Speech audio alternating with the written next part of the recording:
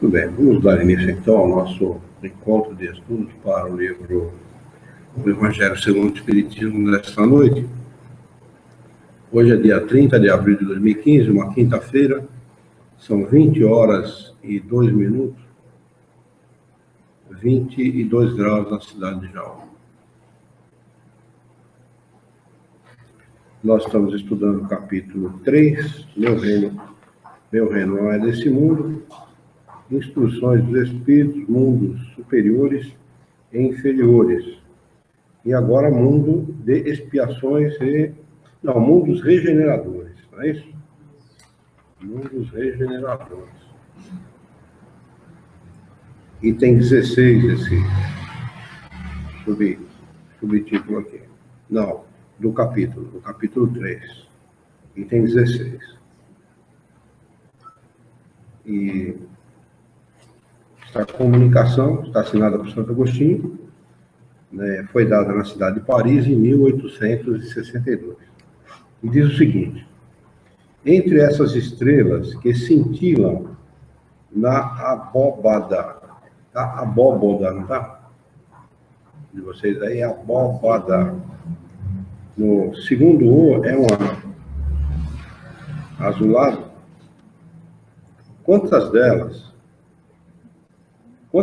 são mundos como o vosso, designados pelo Senhor para expiações e provas? Mas há também, entre elas, mundos mais infelizes e melhores, como há mundos transitórios, que podemos chamar de regeneradores.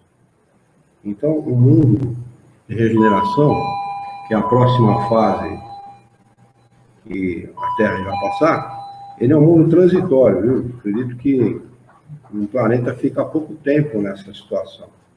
Não fica muito tempo, não. Cada turbilhão planetário, girando no espaço, em torno de um centro comum, arrasta consigo mundos primitivos, de provas, de regeneração e de felicidade.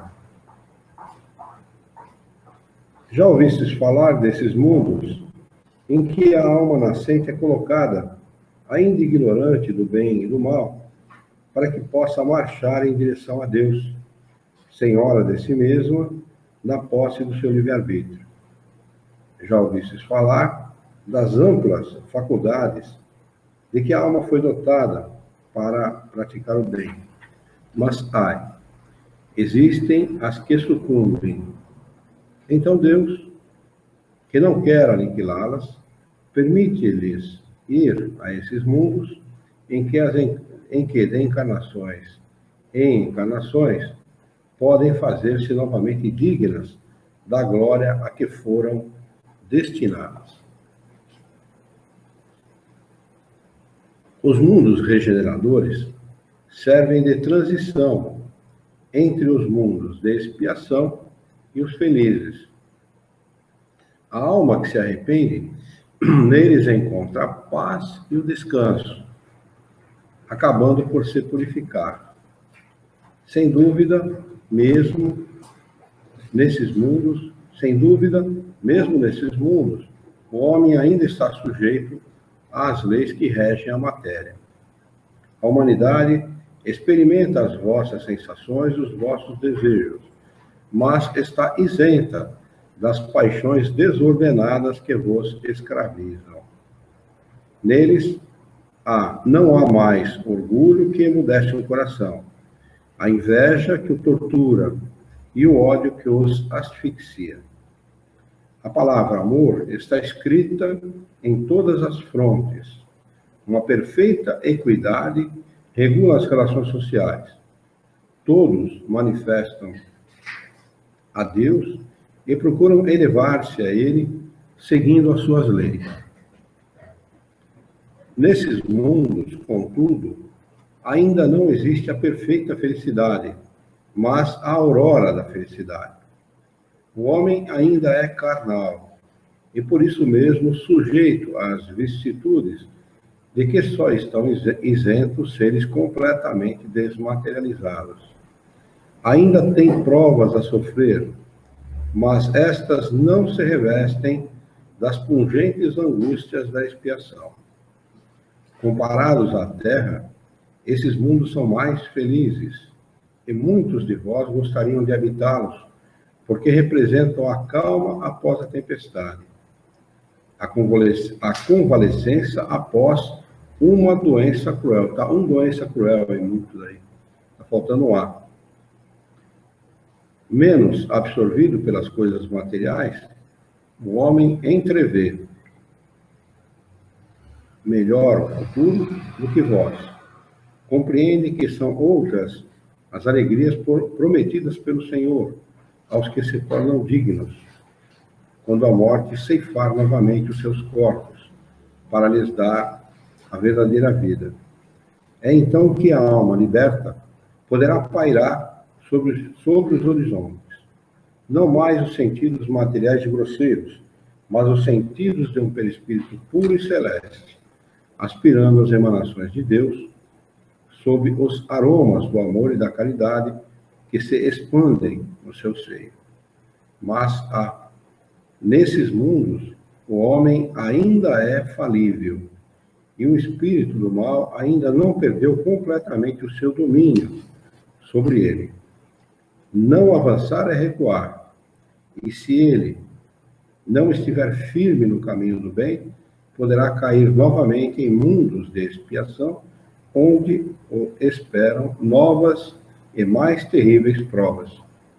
Contemplai, pois, durante a noite, na hora do repouso e da prece, essa abóbada azulada, e entre as inúmeras esferas que brilham sobre as vossas cabeças, procurai as que levam a Deus e pedi que o mundo regenerador vos abra o seu seio após a expiação na terra. Deu para entender o que é o mundo de expiação, gente?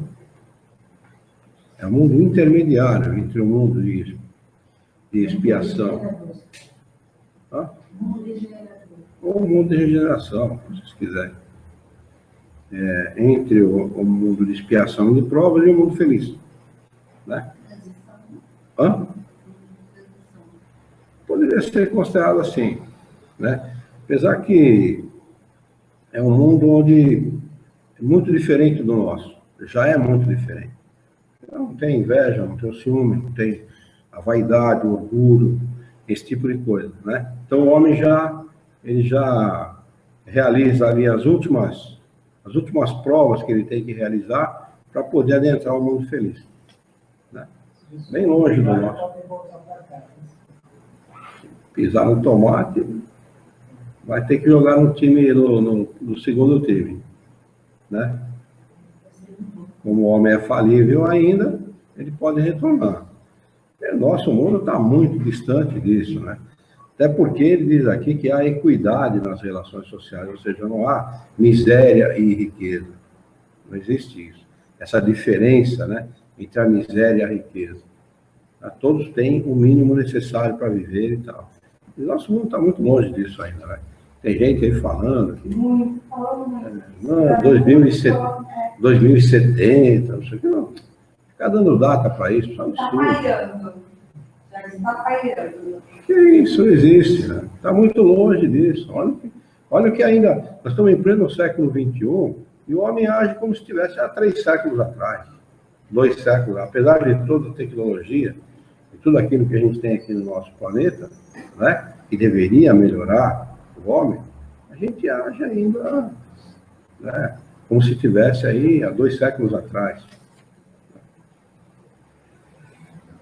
Agora ele vai falar aqui na próxima lição sobre a progressão dos mundos. Também é um ditado de Santo Agostinho, foi dado na cidade de Paris, provavelmente na Sociedade Parisiense dos Espíritos, porque Santo Agostinho era um dos espíritos protetores de Kardec,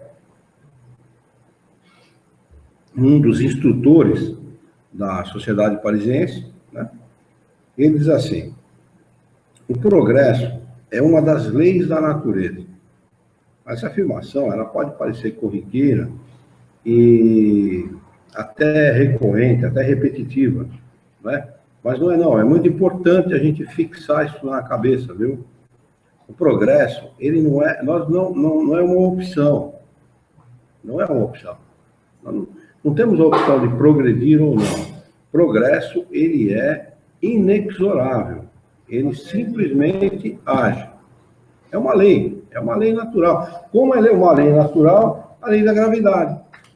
Não tem como você obstar isso. Não tem como você fazer isso que pairar no ar. Vai cair, porque essa lei, ela existe, é uma lei natural, ela age sobre todos os corpos mais pesados que o ar, né? Não tem como você obstar isso, como você atrapalhar a ação da lei, né? A não ser que por força de outras forças e tal, né? Por influência de outras forças, você consiga fazer o objeto parar. Mas o objeto, por si só, ele está sujeito a essa lei, como todos os objetos materiais, todos os corpos materiais. E o progresso é a mesma coisa.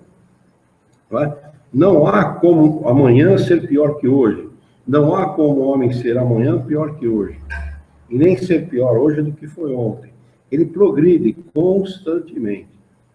Isso é uma coisa que, se estivesse no nosso consciente, né, se nós levássemos essa ideia, carregássemos essa ideia constantemente, nós talvez até agíssemos melhor. Nos conteríamos mais nas nossas ações, na nossa maneira de pensar, na nossa maneira de agir. Né? A gente daria mais vigor a essa lei, mais força a essa lei. Ajudaríamos a lei, no sentido de promover o próprio progresso. Né? Mas é interessante que ele abre a lição dessa maneira, para dizer que nós não estamos segregados, ou nós não estamos vivendo no mundo e condenados a viver eternamente no mesmo mundo, na mesma situação. Né? O que já é um alento muito grande. Como é um alento um prisioneiro saber que a pena dele não é uma pena eterna. Né? Amanhã ou depois ele vai cumprir a pena dele e vai deixar o presídio. Né? Não é assim que o prisioneiro, embora muitos tenham muitos anos para cumprir e tal, se sente? Não, eu vou, daqui a um tempo, eu agindo direitinho, tal, eu vou sair. Né? É mais ou menos assim que nós devemos nos sentir em relação à Terra, porque embora seja um lugar de sofrimento, de angústia, de dor, de tristeza e tal, nós não estamos condenados a viver aqui o resto das nossas existências, da nossa imortalidade.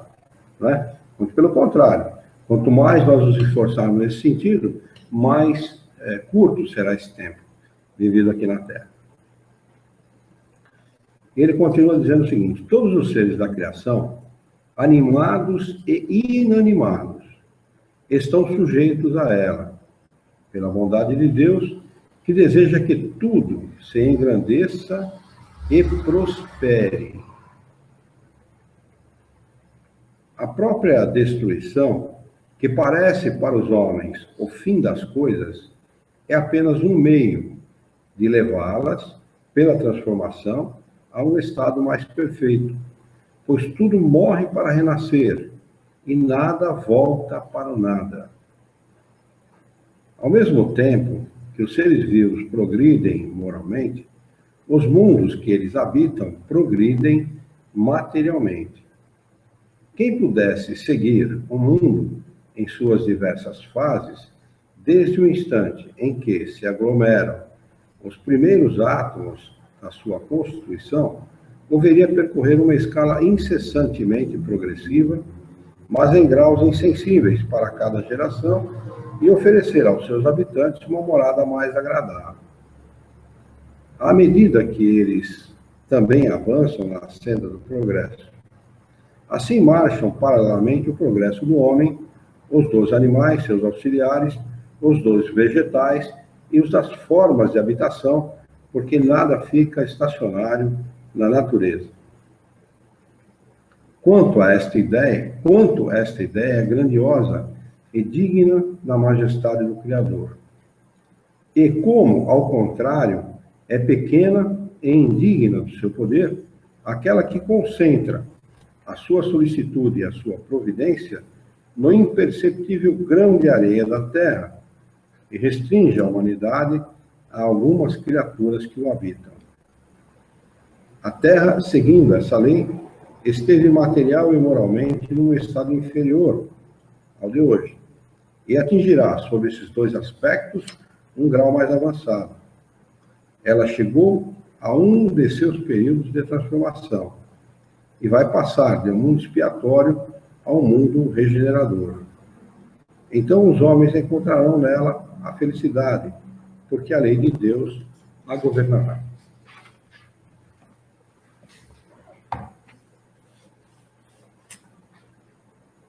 A Juliana não entrou por alguma razão. Não está online por alguma razão, não sei por quê.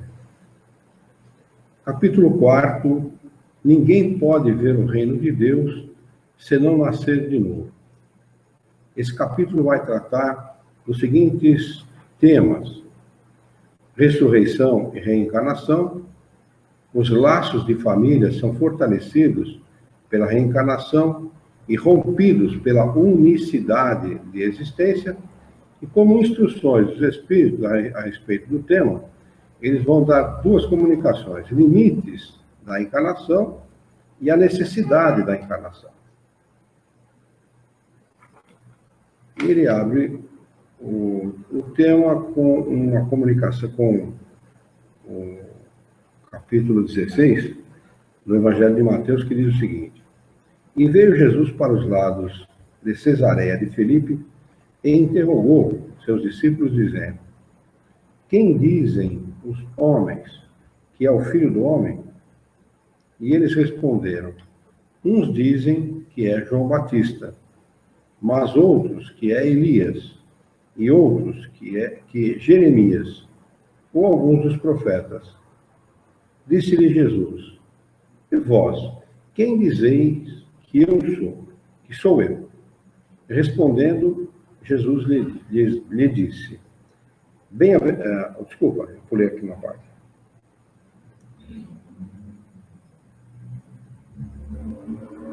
Respondendo, Simão Pedro disse: Tu és o Cristo, Filho de Deus vivo. Respondendo, Jesus lhe disse: Bem-aventurado és, Simão, filho de Jonas, porque não foi a carne e o sangue que te revelaram isso, mas sim meu Pai que está nos céus.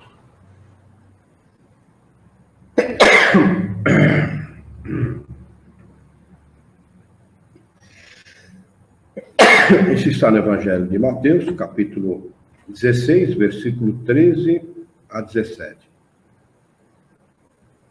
E chegou a Herodes, o tetrarca, notícia de tudo que Jesus obrava, e ficou como suspenso, porque diziam uns: é João que ressuscitou dos mortos, e outros: é Elias que apareceu, e outros: é um dos antigos profetas que ressuscitou.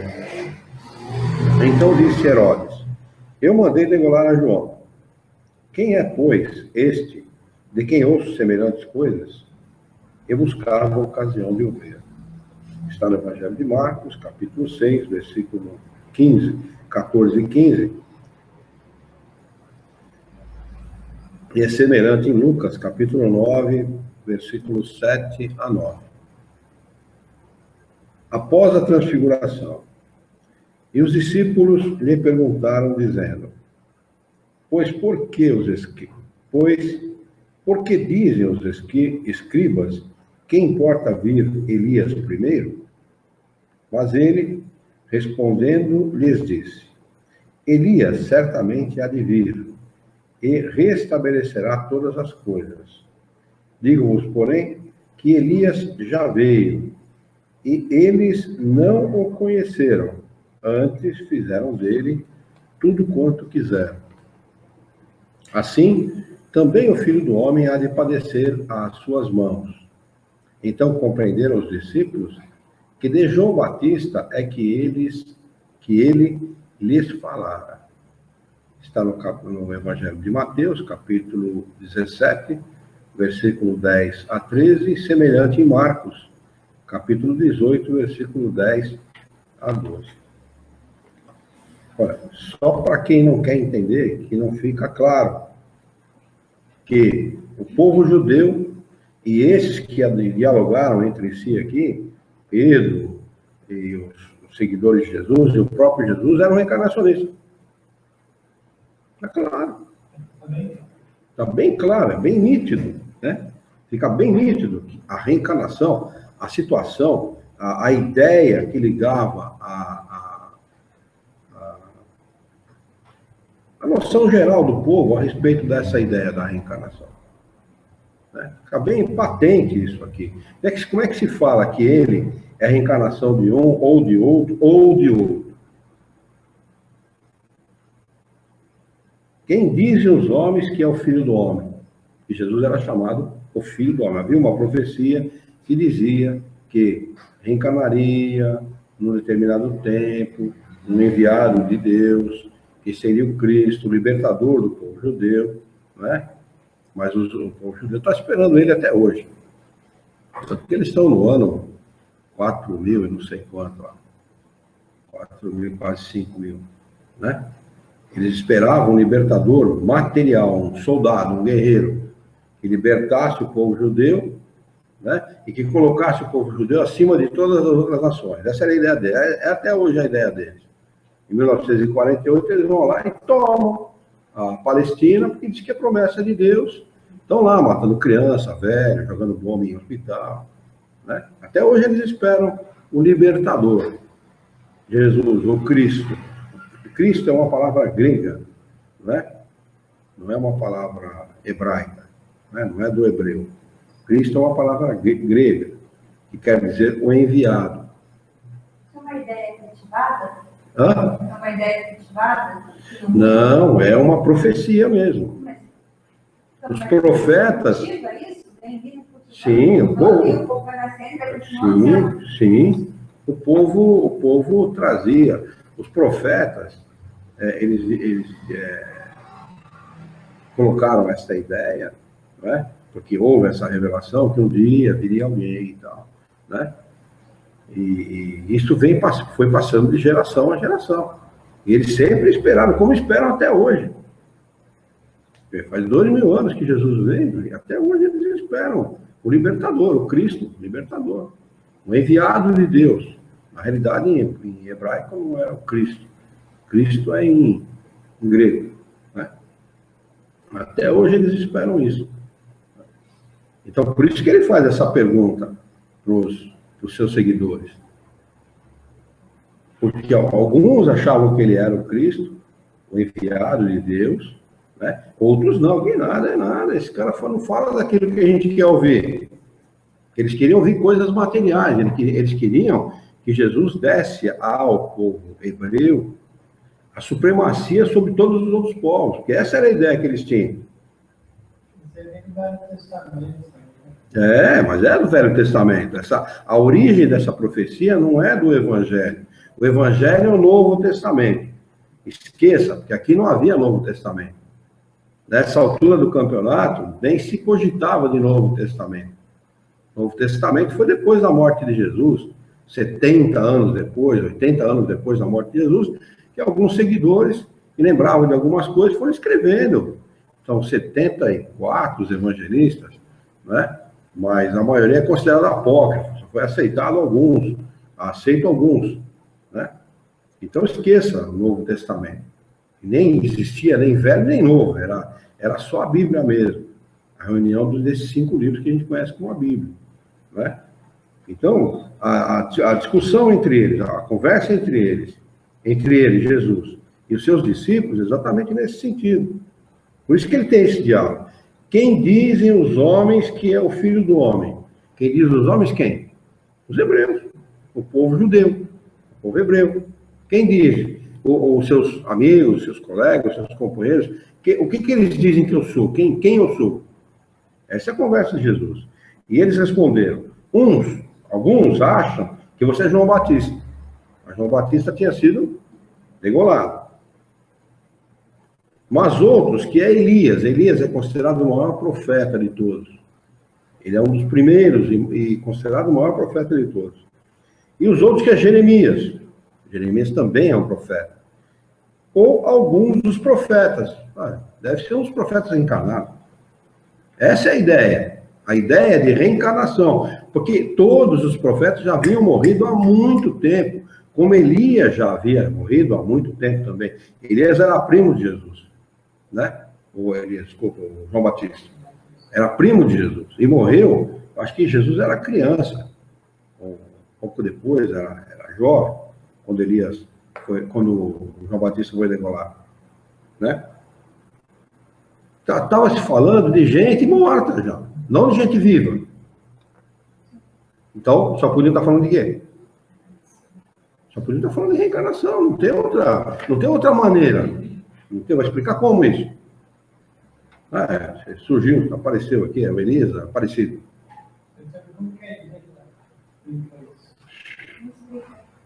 Simplesmente não explica. Peça explicação, que eles vão te dar as mais grotescas possíveis. Né? Tá claro. Tá. É só para quem não quer ver, viu? É só para quem não quer ver, ou tem interesse em que isso não seja visto dessa maneira. Tá certo?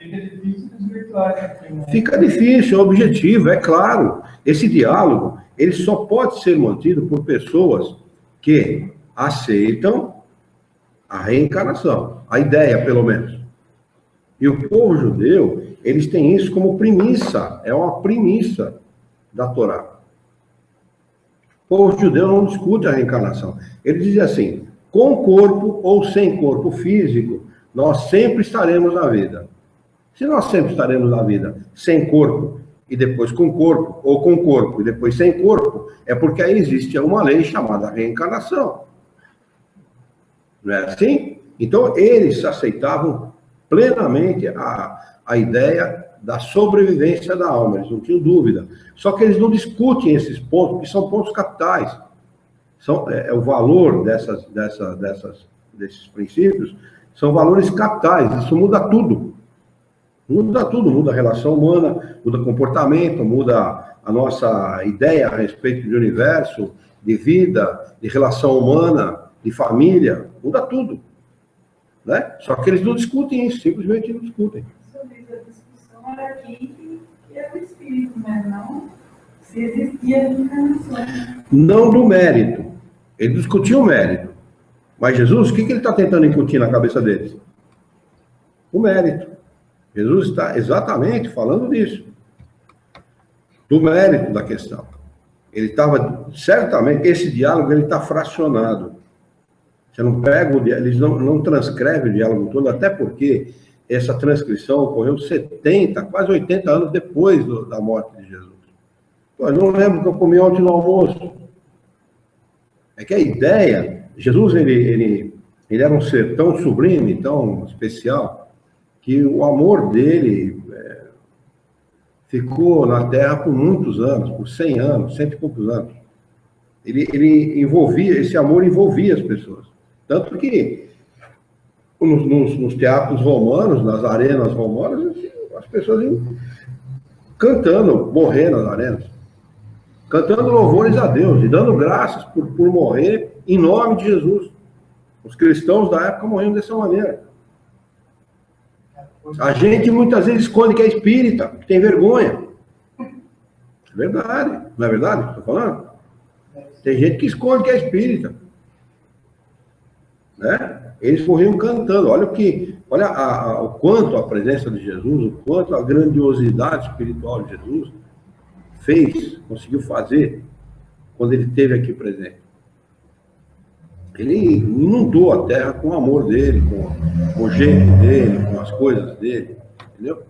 Então, tudo que se lembrava a respeito de Jesus foi graças às pessoas que o seguiram, né? Por exemplo, João, quando ele escreve o Apocalipse, ele está gaga, completamente gaga, na ilha de Patmos, ele está completamente senil. Como se esconde que é espírita? Se alguém perguntar? Tem gente que esconde. Tem gente que esconde, mas não fala mesmo. Sou cristão. Não está errado, ele não está mentindo de todo, mas ele está omitindo. Sei lá, interesse, interesse comercial, interesse financeiro. O cara vai fazer um negócio com o outro é evangélico, Vai falar que é espírita, ele não faz o negócio. E não faz mesmo. Porque o evangélico, ele faz a distinção, faz a diferença. Ele não compra de você. Se ele tiver que comprar alguma coisa de você, souber que você é espírita, ele não compra. É do demônio. É do diabo. O espiritismo é coisa do demônio. Entendeu? Então, Jesus, o que eu estava falando para Denise, é que esse diálogo está fracionado, a gente não conhece o diálogo todo. Mas aqui dá para a gente entender que o diálogo era a respeito de reencarnação. Só pode ser. Ele estava... Exatamente. Nesse diálogo, ele estava ensinando reencarnação para os seus discípulos. Ensinando essa lei. O que Jesus veio fazer foi exatamente ensinar essas leis. Para os discípulos, ele falava diretamente. Para as pessoas, não. Para as pessoas, ele contava historieta. As famosas parábolas, que nada mais são que historietas. Né? Mas para os discípulos, não. Ele está falando diretamente aqui. Ó. Ele não está omitindo nada. Ele está falando objetivamente. Agora, a gente não conhece o diálogo todo. Aí, ele sai desse diálogo aqui com os seus discípulos e parte para Herodes. E chegou a Herodes, o tetrarca, a notícia de tudo o que Jesus obrava. E ficou como suspenso. Porque diziam uns. Quer dizer, ele ficou como suspenso, quer dizer, ele ficou surpreso. Né? É João que ressuscitou dos mortos. Como é que João poderia ressuscitar dos mortos? Porque a ideia do povo judeu é de ressurreição, ou seja, o reaparecimento de um espírito num outro corpo. Não é a ideia católica da ressurreição, porque a ideia católica é o ressurgimento do espírito no mesmo corpo. Tivesse levantado morto e continuasse normal. Exatamente. Ele morre, fica lá deitado no caixão, sopra as trombetas lá, Deus põe à direita aqueles que vão ser salvos, e à esquerda os que não vão ser salvos, e os que vão ser salvos continuam com o mesmo corpo e continuam vivendo com o mesmo corpo. Essa é a ideia católica. Está claro aqui que a ideia de ressurreição, ressurgiu dos mortos, não pode ter ressurgido, João não pode ter ressurgido como João. Ele ressuscitou, reapareceu como João, um outro corpo. Ou seja, reencarnação. Então, nesse caso, a ressurreição é a mesma coisa que a reencarnação. Ressurreição, a ideia de ressurreição para o povo judeu é a mesma ideia espírita de reencarnação. É o reaparecimento não do corpo, é o reaparecimento de um espírito num outro corpo. E outros. É Elias que apareceu, o profeta. Como é que Elias pode ter aparecido? Morreu quase 2000 anos antes de Jesus, ou mais de 2000 anos antes de Jesus. E outros, é um dos antigos profetas que ressuscitou, quer dizer, qualquer um deles reencarnado. Pode ser qualquer um deles reencarnado. Então disse Herodes, eu mandei degolar João, porque eu matei o cara, eu vi o cara morrer, como é que pode ser? Quem é, pois, este, de quem ouço semelhantes coisas, e buscava ocasião de o ver. Ele queria ver Jesus, encontrar com Jesus. Né? Após a transfiguração, vocês já leram a respeito da transfiguração, né? Ele sobe no monte, né? E se reúne com Elias e com João Batista. Os três espíritos se reúnem. Essa é a transfiguração. Ele aparece, um dos discípulos o vê, né, iluminadíssimo e tal, né? E os discípulos lhe perguntaram, dizendo, pois, por que diz os escribas que importa vir Elias primeiro? Elias era o profeta, não é? Considerado o maior profeta. Mas ele, Jesus, respondendo, lhes disse, Elias certamente há de vir, e restabelecerá todas as coisas. Digo-vos, porém, que Elias já veio. Jesus falando com eles. Se Elias já veio, de quem ele estava falando? De João Batista. Elias era João Batista reencarnado. E eles não o conheceram, porque Elias tinha uma aparência, João Batista tinha outra. Ele não pôde ser reconhecido como Elias. São duas aparências diferentes, o mesmo espírito em dois corpos distintos. Um, Elias, e outro, João Batista. O mesmo espírito, mas dois corpos diferentes, ou seja, reencarnação. Antes fizeram dele quanto quiseram, ou seja, degolaram o cara. Ele começou a pregar muita coisa, ele começou a ir contra os interesses de Herodes, Herodes mandou cortar a cabeça dele. Assim também o Filho do Homem há de padecer às suas mãos. Jesus já previa, né? Que alguma coisa não muito confortável ia acontecer para ele, porque ele estava contrariando todos os interesses financeiros daqueles caras, dos potentados da época, né? Não podia dar outra coisa. Então compreenderam os discípulos que de João Batista é que ele lhes falara. Está claro, né? Está bem claro, bem patente. Não precisa ser reencarnacionista ou espírita para entender que o diálogo aqui é a respeito de reencarnação. Não é? Ressurreição e reencarnação. A reencarnação fazia parte dos dogmas judeus, sob o nome de ressurreição. Somente os saduceus, vocês lembram lá no início, os saduceus eram seguidores de Sadoc, eles acreditavam em Deus, porém eram materialistas, não é? Eles tratavam de aproveitar a vida, não é? Eles queriam aproveitar o máximo a vida, porque eles sabiam, eles imaginavam, eles acreditavam que depois que morressem, acabava tudo. Que pensavam que tudo acabava com a morte, não acreditavam nela. Acaba tudo com a morte, como é que pode acreditar em reencarnação? As ideias dos judeus sobre essa questão, como sobre muitas outras, não estavam claramente definidas, porque só tinham noções vagas e incompletas sobre a alma e a sua ligação com o corpo. Eles acreditavam que um homem podia reviver sem ter uma ideia precisa da maneira por que isso se daria. E designavam pela palavra ressurreição o que o Espiritismo chama mais justamente de reencarnação. Com efeito, a ressurreição supõe o retorno à vida do próprio cadáver, o que a ciência demonstra ser materialmente impossível, sobretudo quando os elementos desse corpo já estão há muito dispersos e consumidos. Na realidade, Kardec falava aqui da ideia católica da ressurreição, e não da ideia judaica da ressurreição. Porque o judeu, ele tinha isso como dogma, era princípio de fé, era postulado de fé para ele não discute isso.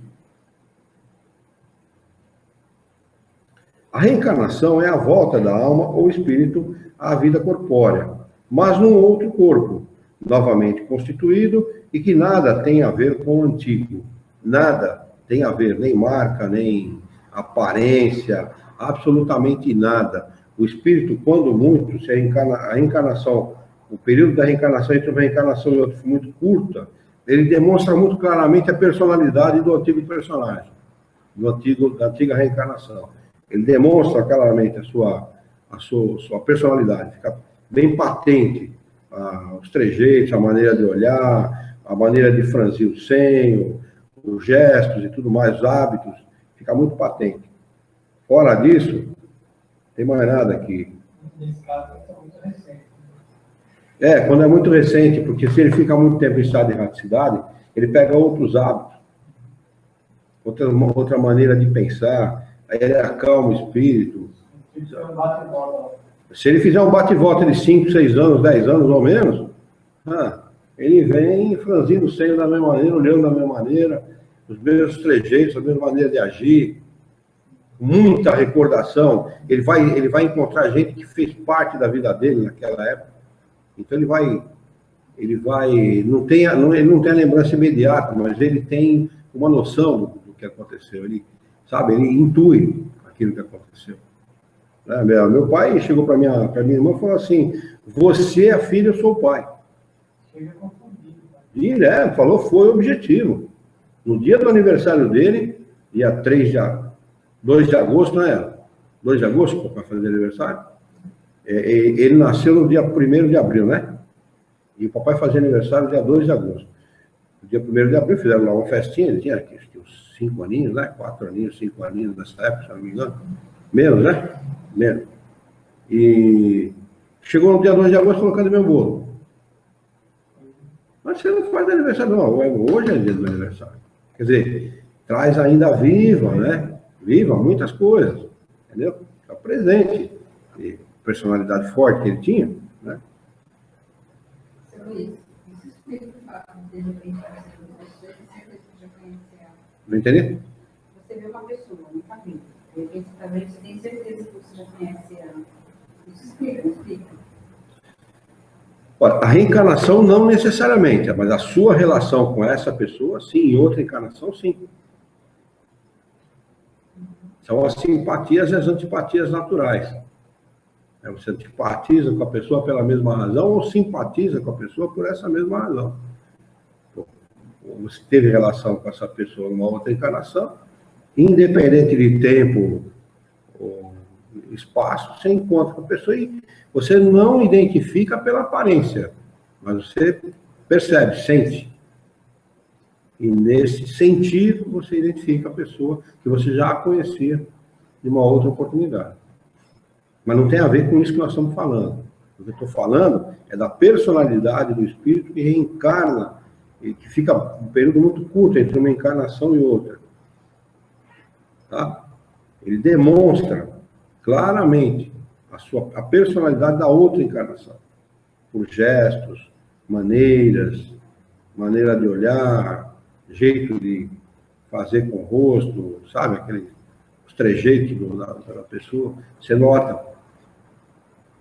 Embora meu sobrinho é negro, meu pai era branco, descendente espanhol, quer dizer, o corpo é completamente diferente, a compleição física é completamente diferente um do outro. Mas você nota, dá para notar determinadas situações que é a reencarnação dele. Vamos lá.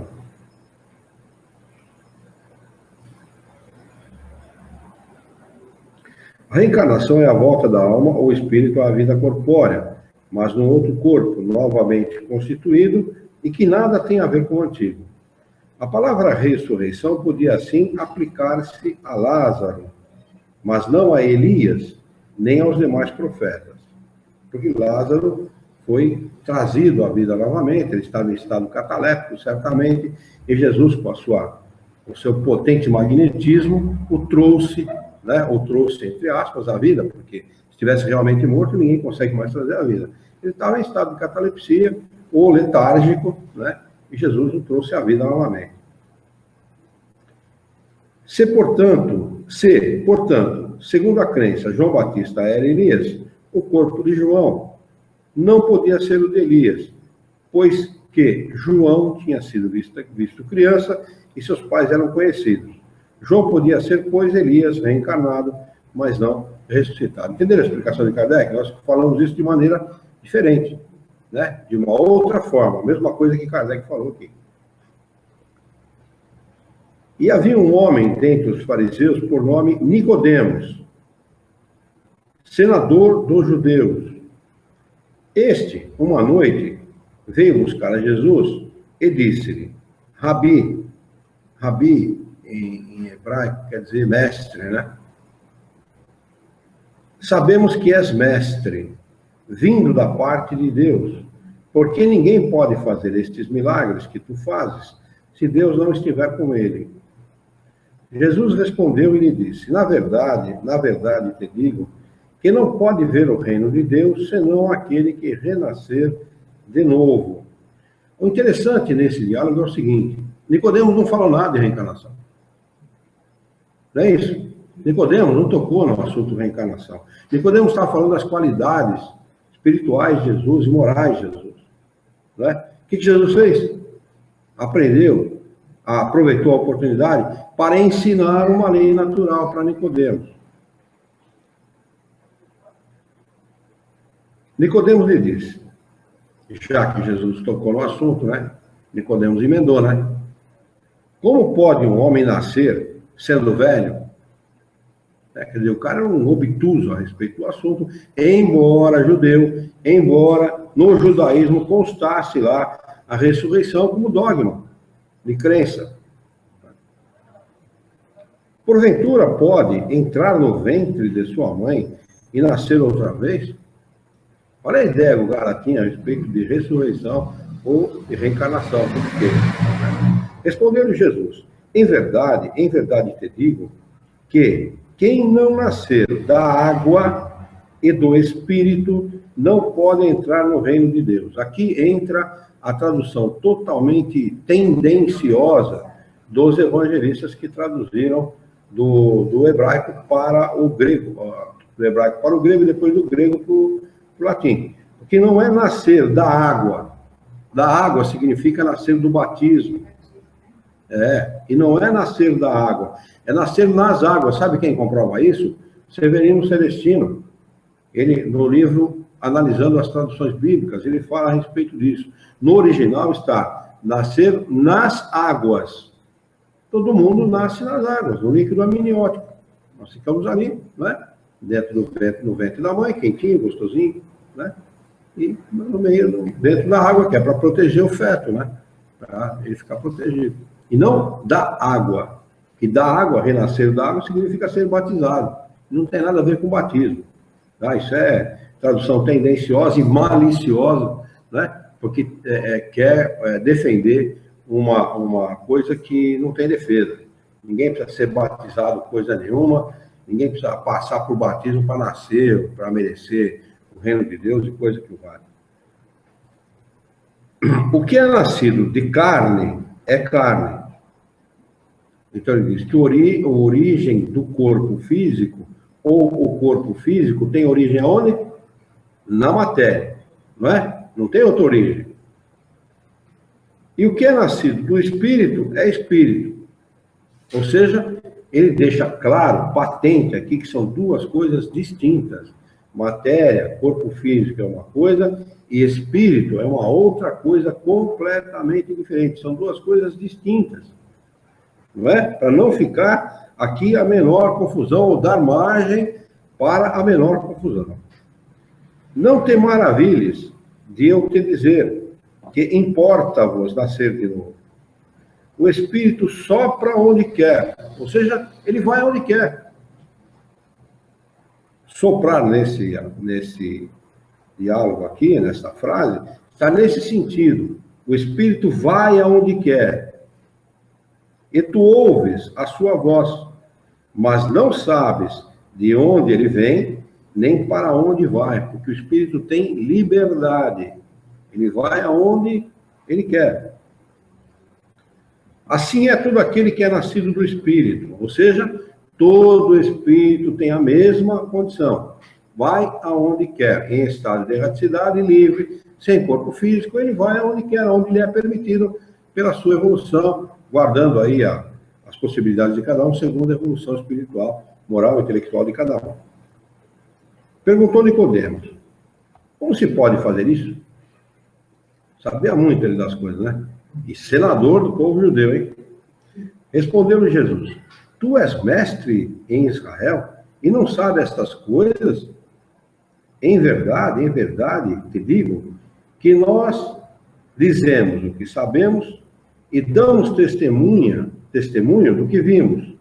E vós, com tudo isso, não recebeis o nosso testemunho. Se quando eu vos tenho falado das coisas terrenas, ainda assim não me credes, como creríeis se eu vos falasse das celestiais? Entende o que Jesus está dizendo? Olha, eu estou falando uma verdade que eu conheço, eu sei dessa verdade, isso é uma realidade. E ainda assim, essa realidade é uma realidade material do vosso mundo. Se você não acredita no meu testemunho, naquilo que eu estou falando como verdade, Se eu te falar das coisas do céu, como é que você vai acreditar? Né? Se ele chega para Nicodemo e fala assim, ó, quando você desencarnar, você vai ser capaz de se locomover com a força do teu pensamento. Aí, pô, pirava, o cara pirava. Né? Ele já era pequenininho, ele virava uma coisinha de nada. É isso que Jesus está falando aqui com Nicodemo. Esse é o diálogo de Jesus com Nicodemo. Se você, que é mestre em Israel, não sabe dessas coisas corriqueiras, das coisas que te acontecem desde sempre, não é?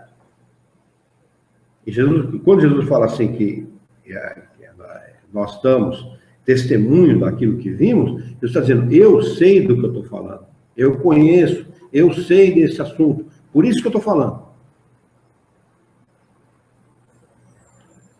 Isso está no capítulo, não está no Evangelho de João, capítulo 3, versículo 1 a 12.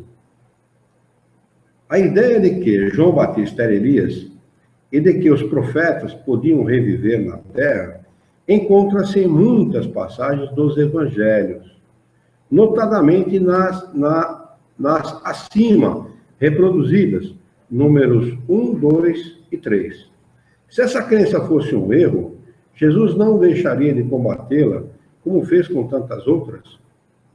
Longe disso, porém, ele a sancionou, ou seja, retificou, deu verdade, foro de verdade para ela, com toda a sua autoridade, e a transformou num princípio, fazendo condição necessária, quando disse, ninguém pode ver o reino dos céus, se não nascer de novo. E insistiu acrescentando, não te maravilhes de eu te ter dito que é necessário nascer de novo.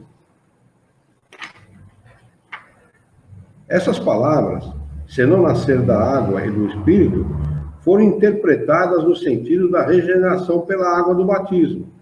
Mas o texto primitivo diz simplesmente, não renascer da água e do Espírito, enquanto que, em algumas traduções, a expressão do Espírito foi substituída por do Espírito Santo. Pior ainda, né?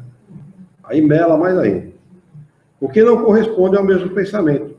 Esse ponto capital ressalta nos primeiros comentários feitos sobre o Evangelho, assim como um dia será constatado sem equívoco. Quer dizer, Kardec fazia aqui uma previsão, né, de uma coisa que aconteceu no Brasil com o Severino Celestino da Silva. O cara foi lá no original e traduziu do original e mostrou. Está errado. Como o próprio Pai Nosso, que ele traduziu para a gente lá na palestra, né? E não tem nada absolutamente, ou muito pouco a ver com o nosso, né? E que é muito mais sublime, muito mais próprio de Jesus, né? Aquele do que esse que nós conhecemos aí como a oração dominical. Aqui tem um rodapé que diz, a tradução de Osterwald está conforme o texto primitivo e traz, não renascer da água e do Espírito. A de Sassi diz, do Espírito Santo. A de Lamennais também diz, Espírito Santo.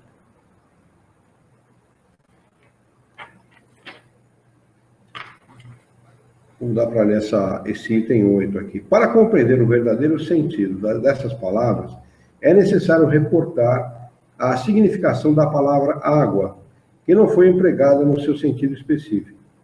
Os antigos tinham conhecimentos imperfeitos sobre as ciências físicas e acreditavam que a Terra havia saído das águas. Por isso, consideravam a água como elemento geral absoluto. É assim que encontramos no Gênesis, abre aspas, o Espírito de Deus era levado sobre as águas, flutuava sobre as águas, que o firmamento seja feito no meio das águas, que o firmamento seja feito, que as águas que estão sobre o céu se reúnam num só lugar e que o elemento árido apareça, que a água produza animais viventes que nadem na água e pássaros que voem sobre ela e debaixo do firmamento.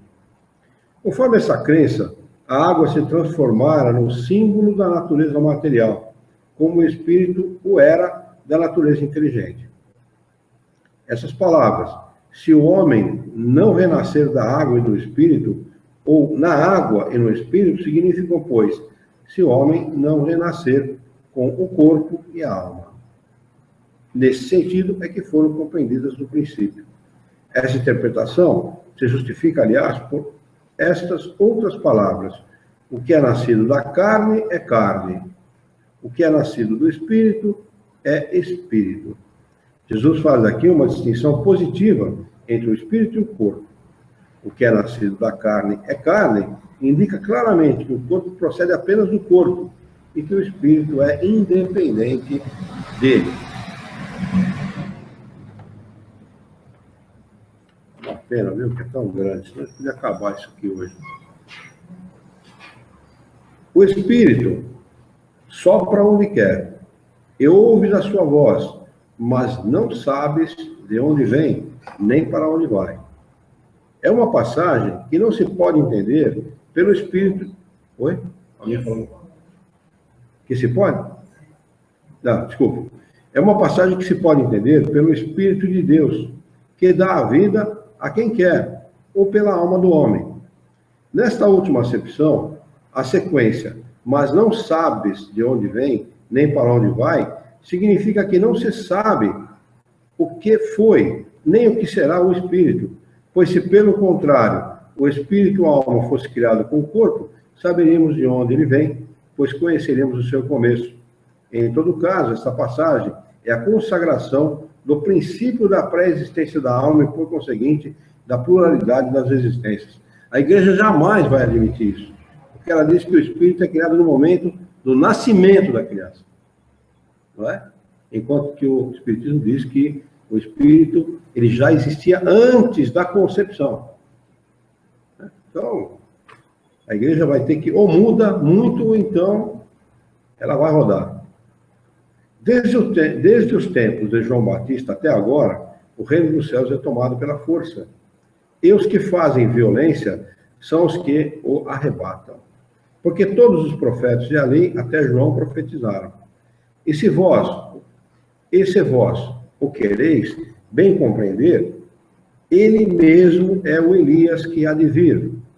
Os que têm ouvido de ouvir, ouça. Está no Evangelho de Mateus, capítulo 11, versículo 12 a 15. Se o princípio da reencarnação expresso em São João podia, a rigor, ser interpretado num sentido puramente místico, já não aconteceria o mesmo nessa passagem de São Mateus, onde não há equívoco possível. Ele mesmo é o Elias que há de vir. Aqui não existe figura nem alegoria. Trata-se de uma afirmação positiva. Desde o tempo de João Batista até agora, o reino dos céus é tomado pela força. O que significa essas palavras? Pois João ainda vivia no momento que foram ditas? Jesus as explica ao dizer: e se vós o quereis bem compreender, ele mesmo é o Elias que há de vir. Ora, João, tendo sido Elias, Jesus alude ao tempo em que João vivia com o nome de Elias. Até agora, o reino dos céus é tomado pela força. É outra alusão à violência da lei mosaica, que ordenava o extermínio dos infiéis para a conquista da terra prometida. Paraíso dos hebreus, enquanto que, segundo a nova lei, o céu é ganho pela caridade e pela brandura. A seguir acrescenta: os que têm ouvidos de ouvir, ouça. Essas palavras são frequentemente repetidas por Jesus, exprimem claramente que nem todos estavam em condição de compreender certas verdades. Vamos anotar aqui, hoje, 30/4/2015, para nós retomarmos no item 12, no nosso próximo encontro. Poxa vida, por quê? Ah, por causa do feriado. Que coisa, não? O que é São Paulo, hein? Estou falando que frequentar centro espírita em Jaú é tomar doce de criança. Isso aqui é uma maravilha, viu? Frequentar centro espírita aqui.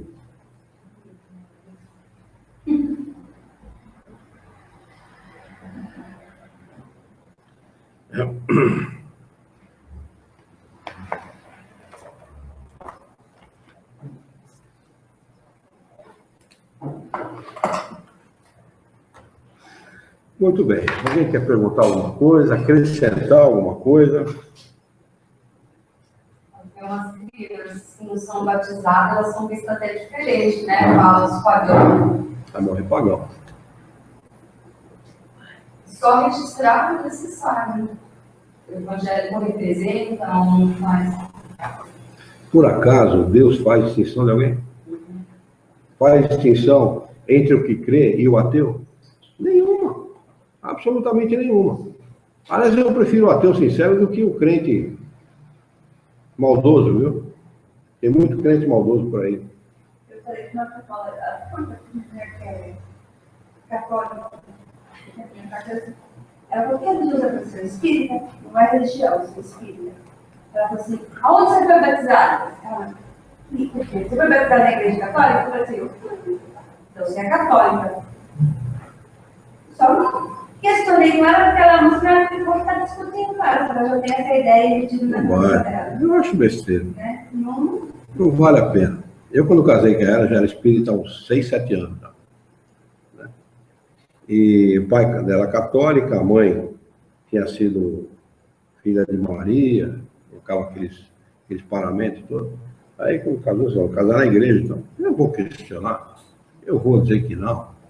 Arrumar uma encrenca, porque eu sou espírita, eu vou casar na igreja. É claro que eu vou casar na igreja. E os espíritos estavam presentes, viu? Os espíritas, meus amigos, faziam campanha de rua comigo, estavam presentes na cerimônia, me deram um presente que eu tenho o maior carinho até hoje por ele. 36 anos que está comigo, que é um aparelho de jantar. Lindo, adoro aquele aparelho de jantar. Veio, sabe que, impregnado de coisa boa, veio, você sentia, né, o carinho com que eles deram. Para que a gente vai arrumar problema, encrenca, discussão, troca de quê? Não falei nada, não muda nada. A realidade não muda. Eu não vou deixar de ser espírita por ter casado na igreja. Pode vir o Papa, o Chiquinho, falar comigo, eu não vou deixar de ser espírita, não. Embora tenha o maior respeito por ele, né? Parece que está fazendo um bom trabalho aí. Mas, quer dizer, então para que você vai arrumar discussão? Batizando também? Hã? Batizando uma família? Então, fui padrinho de batismo já, 4 eu tenho. Eu tenho 4. Eu tenho 4. A Camila, o Daniel, o Mário. 3. Eu tenho 3. Eu ainda não deixo de ser. Quem quer Então. tem de caminho. É claro, não há necessidade da gente... Até porque a gente não tem religião. Se alguém pergunta que religião você tem, eu não tenho religião nenhuma, eu sou espírita. Pode? O senhor falou mesmo que tem muita gente que esconde que é espírita. Tem. Lá no trabalho tem uma pessoa que é espírita. Você tem vários, né? Mas essa senhora você conhece. Aí quando estava todo mundo ouvindo, ela falava tanta bobinha, mas tanta bobinha, que o pessoal fala que ela é louca. E aí, você fica falando, adianta a gente ficar debatendo, questionando, aí você é tido como louca também. Realmente, dependendo da circunstância, é melhor calar, mano. Você fala uma pessoa, história, e é espírita. Bom, frequentar centro espírita não significa que a pessoa é espírita. Conhecimento espírita a gente tem nas obras básicas. Quer dizer, o fato de se dizer espírita não significa que a pessoa é espírita. Uma vez a pessoa falou para mim, eu sou espírita. Eu sou espírita, que bom. Eu frequento centro espírita, eu tomo passe. Então, para mim não é ser espírita, não é espírita. Então o que eu sou? Eu falei, não sei. Falei, não sei, porque ser espírita não é isso. Frequentar a palestra, tomar passe, não é ser espírita. Para mim, não é ser espírita. Ser espírita é alguém que conheça a doutrina espírita. Né? O resto é assessor. Interessado em conhecer, né? Hã? Deve ser interessante conhecer, né? Evidente. Tem que haver um interesse em instrução.